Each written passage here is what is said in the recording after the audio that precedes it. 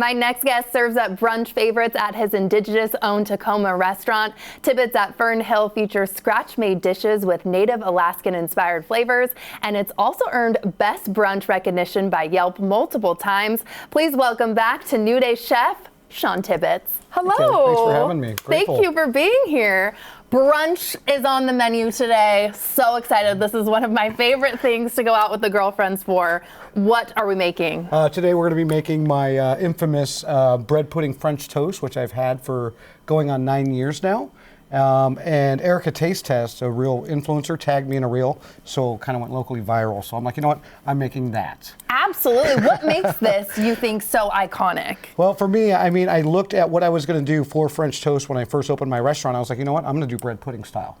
So I had bread bowls that I used for my clam chowder bowls because I was lunch at first.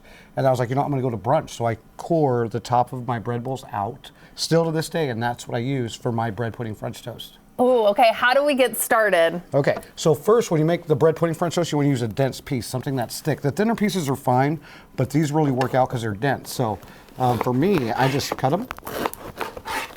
Roughly chopped, don't have to be perfect here. Don't have to be perfect because we're going to soak them in a second here. Oh. So I'm going to pour my batter in. And over here, real quick, I'll get this. This is just 3 cups of egg yolk or eggs and 3 cups heavy cream with 2 tablespoons of vanilla. So we're just going to pour that in there. Vanilla is one of my favorite things. That's so fragrant. Yum. Okay. And then, if you would like, you can go and start putting the bread in. And how long does the bread soak in something like this? I usually give it about 5-10 minutes. We're going to keep pressing down as we go. Yeah. So this will make 1 full pan, and it won't break as bad as if you were to use any other kind of thin bread.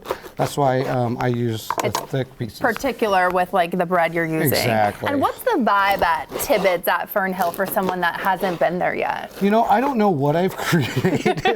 Magic is what you've created. I've been open over 9 years, and it's for me. It's just I just get so excited as a small business owner to see folks support all the small businesses that come in, and I'm just one of those places where people seem to adapt and they want to come in because I go out and I talk to everybody, and I'm just out there. It's just like my house, and I just want people to feel like, hey, you're here, you're with us, you're good, and I want to get to know them as much as they want to get to know me, and then all of a sudden it's like now I'm just still having fun. After 9 years. And what else do you have on the menu that you would say is really authentically you? The best thing on my menu has to be the water, just because it's low fat, no calories, energy. No, I've created a couple things. My lobster bomb is one of my signature dishes. Being Alaskan Native, I try to implement my Alaskan Native foods like plants, berries, high-end seafood, high-end meats, to my menu. And I do the best I can, and people seem to enjoy it. So. Definitely. You're all about community too. What do you want people to know about the spirit of that with your business? For me, I'm a dreamer. When I was a child, I always dreamt of being a chef. So I called myself a chef, even though I was a line cook and never finished high school, never went to culinary school, self-taught, 40 restaurants in 30 years.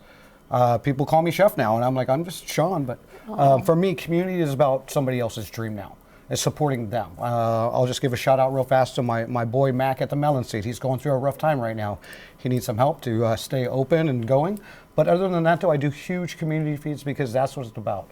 So the money that comes into my restaurant, I try to put it back as much as I can out into the community. So that's why I feed thousands of people every year for free on major holidays. So Easter's special. Coming up, I'll be feeding 400. Wow. Mother's Day, I'll feed 500. And for me, it's not about praise. It's just about gratefulness. Yeah, and doing something special for the community, giving back with your success. Okay, when this is soaking, what are the next steps here? Okay, you're gonna have to push down. Oh. I have a towel for you. It's fine. I can get messy, that's so good. Go ahead, just give it a gentle press in there. Gentle press. Yep, and then we're just gonna keep mushing it in there and try to get it all submerged as much as you can. Okay. And then when this is done, does it go in this baking sheet? Baking pan here, and we're just going to level it out. It's like building Legos. I build Legos every morning because I have to put the pieces. That's why I cut them in chunks so there's no gaps in the French. Okay, and carry this in like this? Yep, just pop that in there. Yep. Okay, and how long does this bake for? That's going to bake at 350 for about an hour. An hour? Yeah. If it's a convectional oven with the fan blower right in the back, not the oven with one on the bottom or the top. The one in the back, you're going to have to rotate halfway through. So, and then we can take that and pour that. You're like, oh, yeah. no, girlfriend. For me, my restaurant, I'm a zero waste facility. That's amazing. So I try to use all the ingredients of everything, and that way I'm good. So I'm gonna get my hands dirty real quick. Yes. So I'm just gonna press this down just so you folks know what you're looking for. So this is gonna be what it looks like. Wow, submerge, yum, okay. And just so you folks know, typically I always wear gloves. Totally fine, we understand. And then you top this with anything before we bake? So for me, you still got clean hands. For me, today I went ahead and did huckleberries. Oh, okay.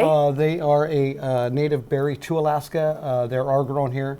I've got my friend Adam's mushrooms over there. Adam, he has a bunch of huckleberries that he goes out and forages for.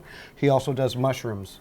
And that, yep, go ahead and sprinkle just a little bit on that. And that's sugar here, Yep, sprinkle. Yep, that's it. That's okay. Good. So that's pretty much done. So we'll pop that in the oven at 350. And then, power of TV, this is what it looks like here. Pretty tasty. Kelly, there's a piece missing. I promise, it Kelly. was not me, Sean. Oh, hey! Here we go. The missing piece. Oh, this is your daughter, Yes, Anderson, too. Oh my gosh, how did you get that? Oh my gosh. Okay, so clever. what is on here while I taste test, Sean? Okay, so what we have is our huckleberries. We've got 100% pure maple syrup. We've got some whipped cream and then some strawberry ice cream.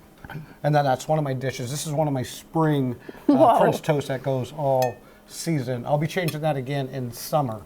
So my menu changes seasonally. Chef's kiss. Amazing. Thank you so much. Family affair. So fun.